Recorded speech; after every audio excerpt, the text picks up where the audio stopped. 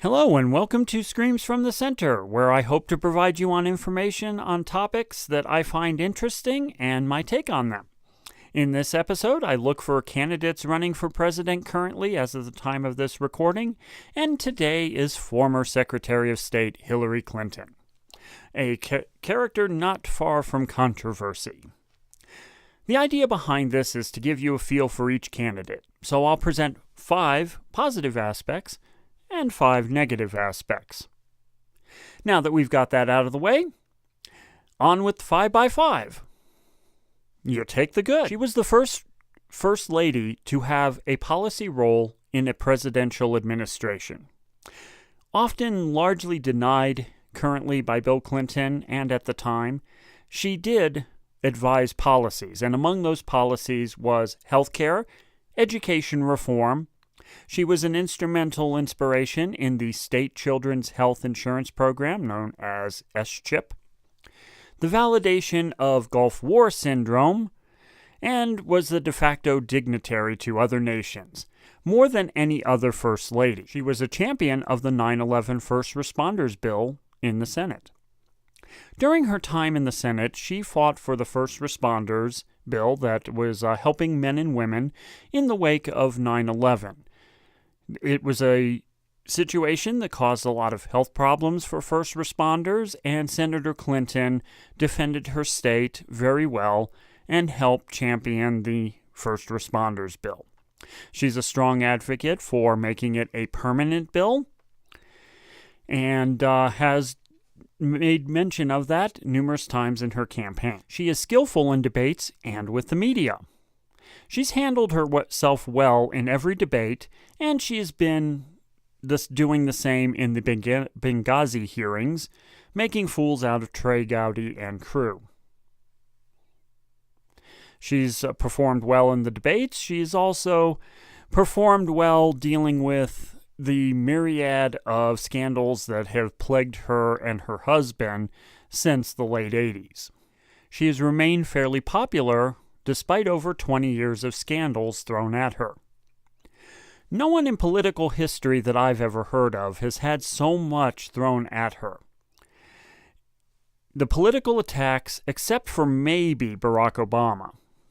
Despite over 20 years of accusations in every direction, such as stealing White House furniture to actual murder, she's had higher positives than most candidates with half of this baggage. She may be the most qualified candidate in U.S. history. You may scoff at her at being First Lady and not consider that much of a position or experience, but few other candidates for public office, particularly president, have had the kind of access that she would have had. She was also one of the most active First Ladies in both the governor's mansion and the White House. She was a senator from one of the largest states in the Union, and she served as a Secretary of State. Now, this was traditionally seen in the early days of the Republic as a stepping stone to the presidency. Characters like Thomas Jefferson, for instance, was a Secretary of State before he was Vice President and President. You take the bad. The Benghazi Committee is bent on sinking her if she's nominated. While not her fault, and I do believe that Benghazi is largely a red herring, Trey Gowdy is not expected to release the findings for Benghazi till sometime in October. This is a tactic known as the October surprise. And if that happens, it will actually hurt Hillary Clinton in the general election, whether or not it comes out positive or negative. And this is due to low education on voters, which I try to help with. Now, there's been some debate as to whether or not the Benghazi Committee is actually a politically motivated committee. And I think that this is probably one of the key pieces of evidence to support that.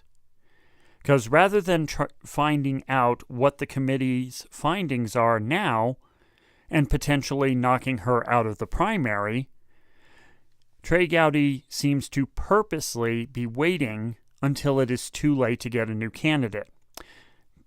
And I believe that this is all to damage the Democrats' chances in the election, which is at least looked at by most experts now as being rather lock solid for the Democratic Party.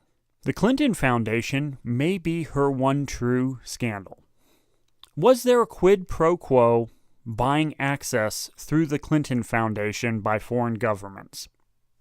Well, maybe. It gets hard to filter out all of the false scandals that one could actually even be true now. Whenever these scandals come up, the actual possible true ones tend to get drowned in background noise. This is not as sexy as things like Benghazi and whatnot, though conservatives have actually made comment to this issue. I think that this does warrant investigation. Largely, I don't necessarily think that this is a huge impact on the way she would govern, but it's worth investigating quickly. Over 20 years of scandals crafted by the right wing. No Republican would vote for her. She is such a polarizing character right now that the likelihood of anyone registered as a Republican that would actually vote for her in a general election in a time and race where she needs to win every vote to win seems highly unlikely. And this boils down to electability. Now, I don't think that the Republicans, registered Republicans, voting as Republicans, voting against Hillary, would necessarily swing the election. But I have to say that there is a possibility of a presidential candidate turning votes from one party to another. And I believe that's both in Donald Trump and Bernie Sanders. I don't think Hillary Clinton is one of those candidates. She is alienating young and progressive voters. Her recent attacks on Bernie Sanders, a favorite amongst younger voters, is a calculated risk, but actually a good one in the long run for her. While she's making many progressives angry, if she does win the nomination, their choices are staying home or being forced to vote for her because she's the lesser of two evils. Now, I see that as a negative, but it will probably get her the votes that she needs. Because most progressives will not think of any GOP candidates as viable candidates. Much the same way, as I mentioned, Hillary Clinton is not going to sway any Republicans to her side.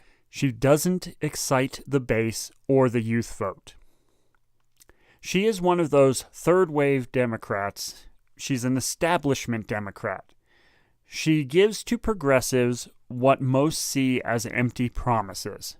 She's not promising anything to help current student debt. Her health care plan does not advance us on being on par with the rest of the first world nations.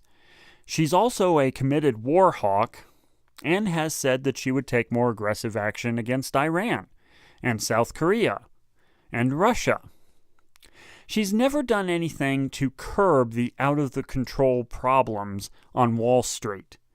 She doesn't want to instill Glass-Steagall, and she doesn't want to do anything to the corporate sector.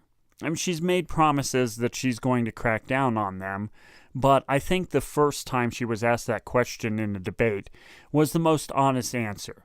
She'll go to them and tell them what they can and can't do, which, of course, she didn't answer the second part of that they tap her on the head and say, "Very good, Hillary, you've done your piece, now move on." So you take them both, and there you have Hillary Clinton.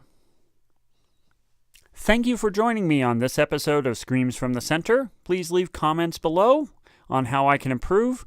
Please subscribe, like, and share this video. My blog is at screamsfromthecenter.wordpress.com, on Twitter at ScreamsFTCenter, on Facebook at Screams from the Center. Thank you.